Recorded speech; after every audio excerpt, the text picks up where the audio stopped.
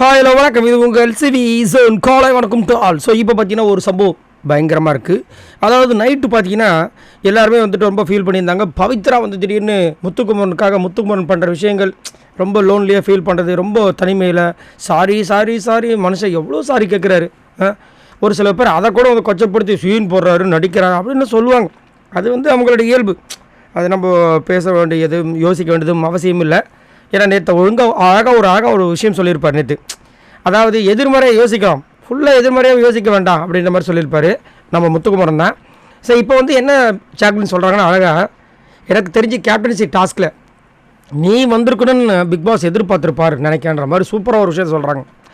அதனால தான் அவர் வந்துட்டு அவ்வளோ கோவப்பட்டு, நீ சப்போஸ் இந்த வாரம் சேவ் பண்ணி அடுத்த வாரமும் ஏதாவது வந்துச்சுன்னா அடுத்த வாரமும் இந்த மாதிரி எதுவும் பண்ணிடக்கூடாது அப்படின்றதுக்காக அவர் அந்த மாதிரி பண்ணியிருக்கார் போல இருக்குது. அடுத்த வாரம் நீ கேப்டனாக வந்திருக்கணும்னு அவருக்கு ரொம்ப ஆசையாக இருந்திருக்கு அப்படின்ற மாதிரி சொல்கிறாங்க. அதுக்கப்புறமும் கூட ஒரு விஷயத்த சொல்கிறாங்க, செம்மையாக இருக்குது. நீ எந்த இடத்துலேருந்து உனக்கு அவர் சொன்னால் உனக்கு எப்படி வலிக்குன்றது அவருக்கு தெரியும், அதனால தான் இதை சொல்லியிருக்காரு எனக்கு தோணுதுன்றாங்க. இது நம்ம யாருமே யோசிக்கவே இல்லை. இவர் வந்து கோவப்பட்டார், பிக் பாஸ் கோவப்பட்டார்னு நம்ம எல்லாருமே திங்க் பண்ணிகிட்ருக்கோம். அதே மாதிரி அவர் விட்டு கொடுத்து பண்ணதுனால தான் பிக் பாஸ் கோவப்பட்டார்னு நினச்சிட்ருக்கோம். எல்லா விஷயங்களும் நம்ம மைண்டுக்குள்ளே தான் ஓடிட்டுருக்கு. ஆனால் அவுட் ஆஃப் த பாக்ஸ் அப்படி பார்க்கும்போது நான் உங்களுக்கு இன்னொன்று சொல்லிட்டு இருந்தேன். இந்த பிக் பாஸ் வீட்டுக்குள்ளே பிக் பாஸ்க்கு தனி மரியாதையும் தனியாக ஒரு விஷயமும் முத்துக்குமரன் மேலே இருக்குது. ஏன் அப்படின்னு பார்த்தீங்கன்னா, இந்த பிக் பாஸ் வீட்டுக்குள்ளே பிக் பாஸ் சொல்கிற விஷயங்கள் அத்தனையும் கேட்டு ஃபாலோ பண்ணுற ஒரே ஆள் ஃபஸ்ட்டு நம்ம ஆள் தான். ஒரே ஆள்னு சொல்ல முடியாது, ஃபஸ்ட்டு. மற்றவங்களாம் வந்துட்டு கொஞ்சம் லீனியண்ட்டாக இருக்கிற ஒரு ஆட்கள்.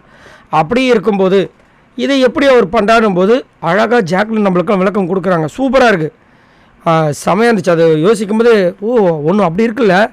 ஏன்னா அவர் நினச்சிருக்கலாம் இந்த ரெண்டாவது வாட்டியும் கேப்டனாக வந்துட்டு நம்ம முத்துக்குமரன் இந்த வாட்டி வரணும் அந்த மாதிரி நினச்சிருக்கலாம். அந்த நேரத்தில் அவரே டிசப்பாயின்ட் பண்ணுற மாதிரி இவர் வந்துட்டு ஒரு விஷயம் பண்ணியிருக்கலாம்.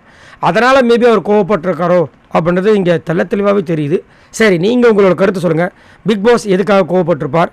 ஜாக்லின் சொல்கிறத பார்க்கும்போது உங்களுக்கு என்ன தோணுது? மறக்காமல் கமெண்ட்ஸ் பண்ணுங்கள். பாய் நண்பர்களே.